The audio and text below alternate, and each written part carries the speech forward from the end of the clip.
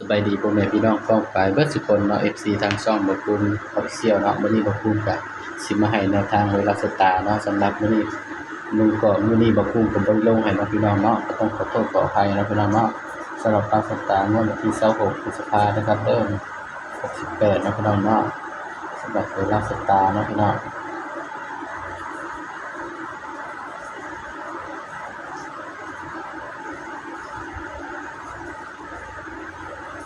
บ่ปูนบ่มีเวลาลงให้เนาะพี่น้องเนาะเพราะว่าเนี่ยกลับห้องไปเมื่อคืนนี่ก็ทำงาน3มื้อติดเนาะพี่น้องเนาะกลับห้องไปเพลียอีกร้อยเลยบ่มีเวลาอัดคลิปลงให้ FC เนาะพี่น้องเนาะก็ต้องขอโทษขออภัยเนาะพี่น้องเนาะทำงานหลายก็เหนื่อยก็เลยบ่มีเวลาอัดคลิปให้ FC เลยนะครับดอกมื้อนี้ก็อยากพี่น้องราศาสตร์355เนาะ12355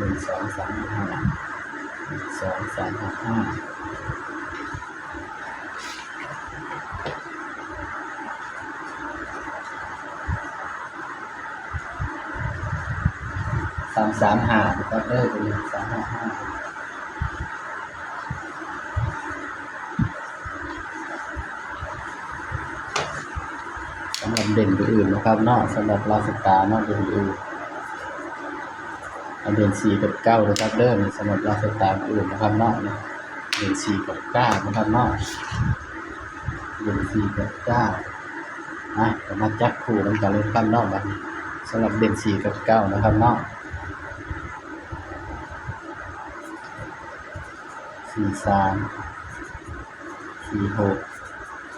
48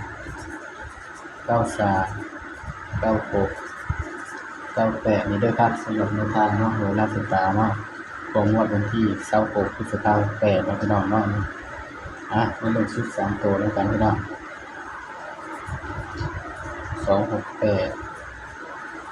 268 368นี่คือชุด3ตัวนะครับเนาะ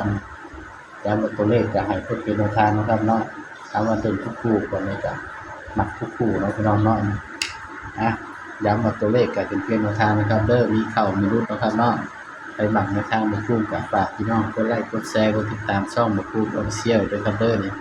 สำหรับโหราศาสตร์นะครับเนาะสำหรับคลิปนี้ก็ฝากไว้เพียงเท่านี้นะครับเนาะสบายดีครับ